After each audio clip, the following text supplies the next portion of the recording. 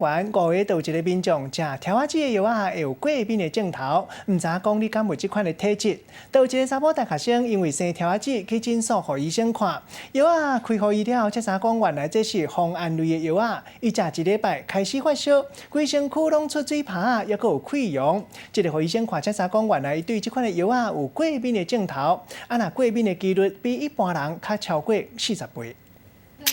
食药啊来治疗条仔子，煞来变做严重的过敏。一个18岁查某大学生，自当大人以来，就一直受到条仔子的困扰。去医生馆互人看，医生甲开风胺类的药啊，想袂到食1礼拜以后，规身躯拢出水泡、破皮，甚至流汤，佫出现发烧、热较少、黄疸这的症状。佫去检查了后，才知影讲这是药物过敏。我们有案例，他有青春痘，那使用这个磺胺药之后，造成很严重的一个过敏反应。 那造成一个肝发炎，那有一例甚至肝衰竭。风胺类的药啊有杀菌消炎的功能，伊常常用伫个蜜药刀，也是皮肤的感染，或者是关节炎这的病情的顶悬。国内医疗团队上新的研究发现讲，伫咱亚洲有1/5的民众。 拢有这种特殊的基因，因对风胺类的药啊过敏的风险比一般人加悬出49倍。因为体内有这种特殊的基因型，会来认捌这个风胺类的药物，致使人体内的毒杀 T 细胞会防活化，分泌生物激素，进一步会来破坏皮肤，